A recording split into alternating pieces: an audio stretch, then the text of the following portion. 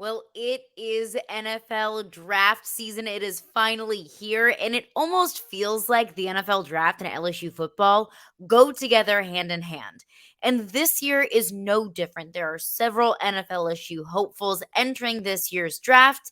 And while we don't know exactly where they are going to go, what we do know is that there are some players' draft stock that is rising rapidly.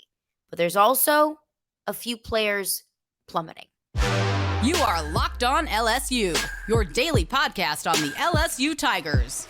Part of the Locked On Podcast Network, your team every day.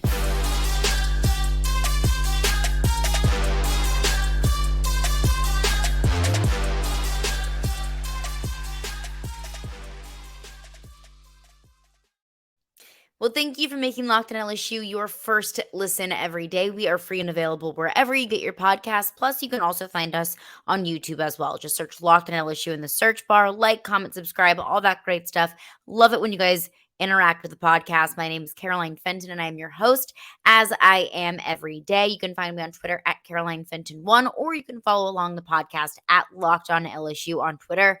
Always appreciate y'all for being here. If this is your first time, welcome. If this is not your first time, thanks for coming back. Welcome back. Before we get into some of the draft stock of BJ Ojulari, Jaquelin Roy, Jarrick Bernard-Converse, so on and so forth, several members of this 2023 NFL draft class, or at least potential draft class, I want to send my sincerest condolences in regards to the Sims family.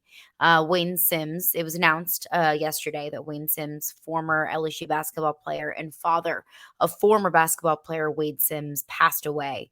I think we all remember the tragic night that took Wade Sims' life when he was an active player at LSU, and it was tragic, senseless, and awful. And his father just recently passed away as well. So my deepest, sincerest condolences to the Sims family, a member of the LSU family for so long, nearly his entire life. So just, be thinking of that family, be keeping them in your thoughts and prayers throughout the next few weeks.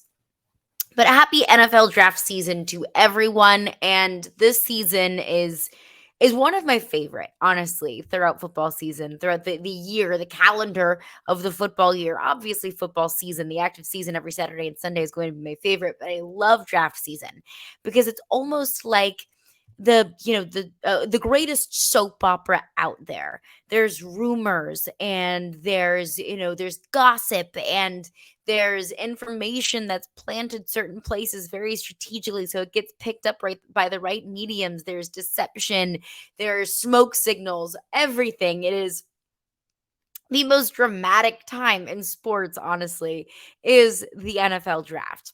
And there are so many things that can change rapidly by the day, by the hour around this season, with combines, with pro days, with information that gets leaked from agents and general managers and players, so on and so forth. So you really never know what's going to happen. You can think that this player is going to this team at this time in the draft, but you never truly know. Things change daily, including their reputation and the stock for every single player in this year's draft. You are not going to know what these teams truly think about these players, probably ever, or not until draft night. But we can pick up on as many clues as we possibly can. We can take what the national talking heads and the NFL draft gurus are telling us about some of the players in this year's draft and kind of hypothesize what the general consensus is around the league about these individual players. So I want to start here. The draft stock of 4 potential NFL players coming out of LSU. I have some rising, I have one falling, and I have one staying pretty neutral, staying about the same. So that's what I want to start with. The rising and the falling, that's the juicy stuff. That's the tea. Stick around for that. I want to start off with the neutral, the draft stock that has really stayed the same. And I want to preface this by saying it's not a bad thing when your draft stock stays the same.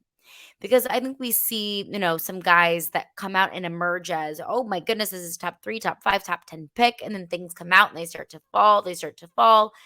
And then it's always a wonderful thing whenever a player's draft stock starts to increase, whether that's from an outstanding pro day or combine. I think we've seen that with Anthony Richardson recently. Of course, the quarterback out of Florida, we've seen his draft stock absolutely skyrocket over the last few months. So, there's pros and cons to each. I would say staying the same it's not a good thing. Actually, it's not a bad thing, but it is a good thing. You're not falling. You have stayed consistent. You are as advertised. So I'm going to start with staying the same, and that is BJ Ojulari. I've been following BJ Ojulari's draft stock ever since the conclusion of the regular season. And I think because that was the one that we all looked at as that's probably going to be the first guy off the board, at least from LSU. For what I mean by that, the first guy off the board from LSU. And I think that that's for a few reasons. Number one, he's just a hell of a player. He's a recognizable name, both from what he has done at LSU and also his familial ties. Of course, his older brother, Azeez Ojulari, edge rusher out of Georgia, got drafted by the Giants in 2021. So BJ Ojulari has always been kind of that guy that has, I think, had the highest draft hope since the conclusion of the regular season. The other one we'll get into later. But he's really, since the beginning, consistently been labeled as a, maybe late first round, early second, early to mid second round pick. Really, for the most part, the consensus has been BJ Ojulari will be an early to mid second round pick. And Dane Brugler's big board. And I'm just going to preface all of this by saying I always defer to Dane Brugler. I am such a loser. And I took the mock drafts from the last 5 years, the final mock drafts from the last 5 years, from 5 guys who I call the NFL draft gurus: Dane Brugler, Mel Kiper, Daniel Jeremiah, Peter King. And I used my own system to grade the accuracy of the final mock draft of the season to see how closely they were aligned with the actual draft. Don't make fun of me. I have my system. Just work with me here. And Dane Brugler was the best. Over the last 5 years, he had the most accurate final mock draft. So I always defer to Dane Brugler. Dane Brugler had BJ Ojulari on his big board, the 33rd ranked player in this year's draft, in his beast, which is a massive 300-page evaluation of every single of the top 40 to 50 players at every single position group. So in his beast, he has him ranked as the 6th best edge rusher in this year's draft. Again, has him labeled as about a first to second round pick, consistent from what we saw in January and February and March until now. It's been really about the same evaluation about BJ Ojulari. Mel Kiper, another NFL draft guru, has BJ Ojulari in his most recent mock draft taken number 53 to Chicago, has him ranked as his number 4 outside linebacker. I'd be shocked if BJ Ojulari is there at 53. That's a late second round pick, but I mean, hey, still along the same lines. Second round pick, Todd McShay, another draft guru, has him ranked as the number 4 outside linebacker as well. So kind of aligns with Mel Kiper there. Pretty consistent across the board over time and across the evaluations of several NFL draft gurus. And I think it's because he is what he is. He is as advertised. His strengths are his strengths. His strengths are he's a pure pass rusher, and he's pretty damn good at that. He's a good leader. He's very, very smart. He plays through the whistle. He can extend plays, and he will play all the way through. And he can be basically just like a hunter on the quarterback. Like, he's not going to stop pursuing the quarterback, and he can get to the quarterback even when that first initial, hit off the line of scrimmage isn't going to get there. So that's the thing that you're going to get with BJ Ojulari. He's a very consistent, or not consistent rather, but maybe what you're going to get from him. And that's the weakness really, is he's not always consistent. He's not always going to give you every single thing the same way at every single snap. He's kind of iffy with run stop and great with pass blocking and stopping and rushing the passer rather, but not as talented stopping the run. So that's really, that's what you're going to get. And that's what the evaluations of BJ Ojulari have been across the board. Now, with all of these players that I'm going to talk about today, and every player in this draft, what the NFL draft gurus have to say doesn't matter. What matters are the individual general managers' big boards, how they rank these individual players. But really across the board, BJ Ojulari has been even keel. He has been as advertised. He has been kind of the same. And that's not a bad thing. If anything, that's a good thing. Whose draft stock is rising? I've got two. We'll get into that coming up next. But before we do that, I want to tell you about Built Bar. Y'all know that I love Built Bars. Built Bars are so stinking delicious. And if you're looking for a snack but you don't want all the sugar and calories, then you found the perfect thing. The best tasting protein bar ever. It is Built Bar. You've got to try it. And if you're like me and you want to make healthier snack choices, but you don't want to compromise on taste, then Built is just the thing for you. They are healthy and they taste amazing. And that's really not easy to come by. If you're trying to eat healthy, you know that too. It's not always easy to mix taste and health, but they are so amazing. They're good for you. You've got to try it. And what makes them so good is they're covered in 100% real dark chocolate. That's right, real chocolate. And they come in delicious flavors like churro, peanut butter brownie, my personal favorite, cookies and cream, also so delicious. And they make them taste like a candy bar, and they have great macros. They're healthy, only 130 calories, only 4 grams of sugar with a whopping 17 grams of protein. So they're going to keep you full for hours. And now you don't need to wait around to get a box. For years, we have been telling you about ordering Built Bars at Built.com, which you can still do. Or you can go to your local Walmart or your local Sam's Club while you can still get the specialty flavors still at Built.com. So head to the nearest Walmart, walk to the pharmacy section, grab yourself a box of Built Bars, pick up a 4-bar box of cookies and cream or double chocolate or the coconut puffs. The puffs are delicious as well. Or if you're closer to a Sam's Club, run in there. You can grab a 13-bar box with the hit flavors, brownie batter puff, yum, and the churro puff. So delicious, good for you. You can thank me later. Well, thanks again for making Locked On LSU your first listen every day. Now, everydayers, my regulars, love y'all, appreciate y'all. Tomorrow on the show, transfer portal. What are LSU football's needs in this spring transfer portal period? We'll get into that on tomorrow's podcast. But now I want to get into the rising stock of 2 LSU football players in the 2023 draft. The rising stars, if you will. First and foremost, Jaquelin Roy, come on down. Your NFL draft stock is rising. So Jaquelin Roy was listed on Louis Riddick's favorite sleepers list. So, of course, Louis Riddick, former player in the league, very highly respected NFL talking head on ESPN, and he made a list of his favorite sleepers, his favorite guys that just weren't getting enough love in this year's draft. Louis Riddick writes, even though he was not a regular starter for LSU, this guy has all the tools to be a dominant NFL defensive tackle. His get-off explosiveness is excellent. He has heavy hands, and he has very good lateral quickness. Roy was consistently disruptive when he was allowed to play on the edge of the guard or stunt move at the snap rather than playing O technique, which is nose guard. 6'3", 305, could play defensive end at the next level if needed. If Roy is drafted by a team with a good defensive line room and a position coach, he is going to be a breakout star of this draft. So pretty glowing recommendation of Jaquelin Roy. And that's the interesting thing about Jaquelin Roy is he's not going to be one of those guys that sticks out on game film day in and day out. He's not going to be one of those guys that every, college football household in America recognizes, but his presence is felt and his presence is known. He's like one of those guys that's not going to get the sacks for you, but he's going to be able to get pressure on the quarterback or to cause disruption on the offensive line for that edge rusher to get pressure on the quarterback. So that's the thing with Jaquelin Roy is it's a kind of a silent contribution. It's almost like behind the scenes, like he's doing the dirty work in order for the big work to get done. And that's the thing with him is he's consistent. He is reliable. He can play a whole heck of a lot of snaps for you, especially for a guy that's over 300 pounds. He's versatile.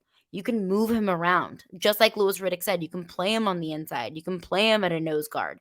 You can switch around on the outside if you give him enough coaching, if you coach him up to be able to do it. Jaquelin Roy is truly a Swiss Army knife on the defensive line. And while you're not going to draft a Swiss Army knife in the first round, I think that whatever team drafts Jaquelin Roy, probably I would be hard pressed to think that he'd be a day 2 guy, probably a day 3 guy, maybe a 4th or 5th rounder. They're gonna get a really solid player, a smart player that can do a whole heck of a lot of different things and do them really well. So Jaquelin Roy is not one of those that's going to have the highest pedestal. But any defensive line coach is going to look at Jaquelin Roy and say, okay, yep, I can work with that. I absolutely can work with that. And I wouldn't be surprised to see Jaquelin Roy be a consistent starter in the NFL and play for a long time at the next level. Again, same kind of way that we view him at LSU. Not going to be one of those guys whose name is announced on the PA speaker on every single down and every single snap. He's not going to be one of those guys that gets one of the massive D-tackle contracts. However, he is going to be one of those guys that becomes a staple in your defensive line room. Second one, whose draft stock is rising. And this has happened, and this has gone up astronomically since Pro Day, and that is Jarrick Bernard-Converse. He had such a stellar Pro Day. I mean, I feel very confident saying that he won LSU's Pro Day. I mean, just looking what he was able to do, 4.40. His unofficial 40 was a 4.32. He had a 42-inch vertical, which if he was invited to the NFL Combine, remember, he was not invited to the Combine. So the Pro Day was his one opportunity to be able to get out in front of coaches, in front of scouts, in front of GMs, and show off what he could do, to run a 40, to do all the drills. His 42-inch vertical, if he did it at the Combine, would have been third best at the Combine. So he's up there. He's up there with some of the best corner prospects in this year's draft. So since then, he's visited with the Jets, with the Colts, and with the Vikings. So remember, these NFL organizations only get 30 visits, and that's really 30 out-of-state visits. So let's say if the Saints want to visit with an LSU player, that doesn't count toward their 30 visits since it is an in-state player. But the Jets, the Colts, and the Vikings are allocating one of those 30 visits, and those are precious visits. Those are precious time. That's time that you want to get in front of these guys to see, okay, like how smart they are, how much do they care about football. We need a good evaluation of what kind of person they are off the field. Those are important visits. That's precious time that these three organizations are dedicating to Jarrick Bernard-Converse. So I think that his stock has absolutely skyrocketed. Dane Brugler has him ranked as the 40th best corner in this year's draft. And Dane Brugler writes, he needs to be more composed, but he has versatility, he has experience, he has length, and he has speed. So I think that what Jarrick Bernard-Converse has, based off of this evaluation from Dane Brugler, is the things you can't coach. You can't coach speed. You can't coach size. You can't coach length. And you can't coach experience.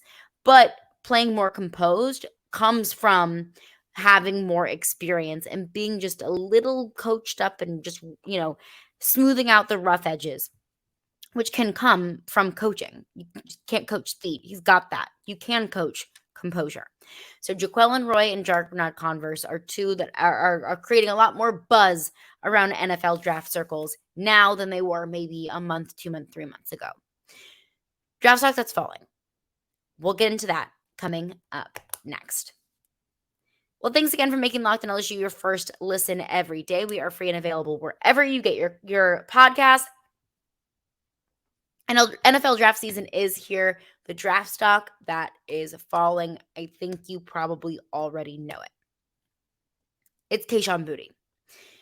I think that his draft stock has fallen, incrementally, day by day by day by day, since that game against Florida State. I remember reading an article going into the season this past year, and it was the way too early mock draft. I want to say it was Mel Kiper. That sounds about right. He had Kayshon Boutte being a top 10 pick in this year's draft. Now, I don't see Kayshon Boutte being being taken in the top 3 rounds. I don't see Kayshon Boutte being a day 1 or a day 2 guy. His draft stock over time has absolutely plummeted. And it has to do with his play. It has to do with rumors that came out at the end of the season. We all know him. It has to do with the way in which he entered the NFL draft. It has to do with his combine. It has to do with his pro day. It's accumulation of several things that has happened with Kayshon Boutte that hasn't really helped his case. Now, Kayshon Boutte had several really good games this past year. It just wasn't enough. They didn't outnumber some of the puzzlingly I'm not going to say bad because they weren't bad, but performances that you didn't walk away from thinking, wow, that was a great game for Kayshon Boutte. Wow, Kayshon Boutte really helped us win this game. So I think we all kind of saw the writing on the wall with that one after the last few games, and especially with what happened at the end of the season. But I will defer to Dane Brugler and what he had to say about Kayshon Boutte. So Dane Brugler has the beast, his massive, massive draft guide. And he ranked Kayshon Boutte the 18th best wide receiver in this year's draft, which is saying something, honestly, because there are several really solid wide receivers in this year's draft. It's an interesting draft for these receivers because there's not one that really stands out above the rest. There's not really one that you would say like, oh my goodness, like this is the number one wide receiver in this year's draft. Like, oh my goodness, this is like absolutely going to be the best wide receiver. And it's also not one that you're going to see a lot of receivers go in the top 10. I'm stalling because I'm trying to find what Dane Brugler had to say about Kayshon Boutte. Give me a minute. Okay, I found it. All right, here we are. Kayshon Boutte's evaluation per Dane Brugler. This is overall summary. A 3-year starter at LSU, Boutte worked primarily out of the slot in offensive coordinator Mike Denbrock's scheme. We know that. Says overall, Kayshon Boutte is a confounding evaluation because he shows the athletic talent to be an NFL weapon, but his effort level doesn't always match his ability, and most scouts view him as a slot-only prospect. Though he has NFL starting skills, the unpredictable nature of his game complements his pro projection. Now, before I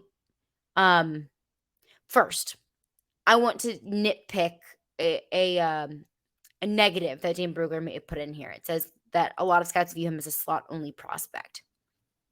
I think that these days, and this is simply just my opinion and my evaluation of the way that wide receivers are viewed now, especially in the NFL, that slot only or slot receiver has become almost like a derogatory term. Like calling a guy a slot receiver, a slot only receiver has become like the new what am I trying to say here? Like that's become the new system quarterback, so to speak. Like system quarterback is almost like a bad word, like it's a derogatory term, when really, like, if you can execute a system well, like great, like that's wonderful. Or like game manager, like if you can manage a game, like great, like that's really what your job is as a quarterback. If you're a game manager, it doesn't mean you're an elite quarterback. Like Patrick Mahomes isn't a game manager, but he can do a lot more. He's much more than a game manager. I wouldn't call him a game manager. There's a lot of quarterbacks in the league now that are simply game managers, and they can win a whole lot of games doing that. Same thing with a slot receiver. There are a lot of really good receivers in the NFL that are just slot receivers. Cooper Kupp is a slot receiver and is one of the best in the league. Of course, you want to find a receiver that can be a little bit more versatile for you, that a guy that can play on the outside. But like, look at Jamar Chase, for example. He played a whole lot of slot for LSU, and now he's a lot more versatile of a receiver. So, we talk a lot about only a slot. I don't think it's necessarily a negative thing unless a team is looking for a little bit more of a versatile guy, a little bit more of a guy that can play on the outside. Then yeah, that's a fine knock on a guy. But I don't want to say that saying that he's just a slot receiver is a bad thing. That's my soapbox. That's justice for slot receivers. But I think the big point there is that is the most disappointing and devastating thing about Kayshon Boutte is he says the talent is there. They see it. They see the raw talent to be able to be an absolute threat in the NFL, and we see it. that was the frustrating thing for all of us this past year with Kayshon Boutte is, where is that guy that we've seen? Where is that beast that will just beat up with a DB in order to get a ball? Where is that guy that is so quick and so speedy and can, basically just snag the ball out of anywhere? Where's that guy with those sticky hands? That's the frustrating thing. We've seen the talent. But when the effort comes into question, that's what really stinks. That's what really gets me, is because it's not a question of talent. It's not a question of something that you just can't fix.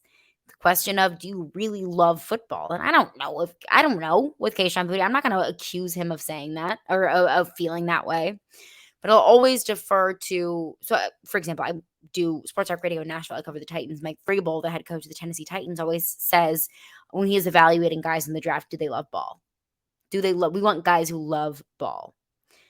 With so many scouts and evaluators, talent evaluators, NFL draft gurus questioning Kayshon Boutte's effort, that makes me question, does he love ball? And I don't know if there's an NFL general manager out there that's willing to take a flyer on a guy with so much talent, but just doesn't have the effort. And that's really, really disappointing for me with Kayshon Boutte. And I think you feel the same way too, probably. The talent is so intriguing. But the fact that the effort's in question, that stinks. It really does. So Kayshon Boutte's draft stock is falling. A guy who going into this season was projected to be a top 10 pick now might go in the 5th round. That stinks. But BJ Ojulari is looking like he's going to be an early day 2 pick. Jaquelin Roy, Jarrick Bernard-Converse. Honestly, with draft stock that is rising, you never know how high it could go. But Kayshon Boutte, I think, will be the interesting one, and to see where he goes, to see if there is a franchise out there that says, hey, look, we'll work with the talent. We want the talent. We'll work with the guy. But that's going to do it for me today. Thank you for making Locked On LSU your first listen every day. Like I said, transfer portal. The spring transfer portal season session opens on Saturday. What does LSU need in this transfer portal window? We will get into that on tomorrow's podcast. We will see you then. Locked On LSU.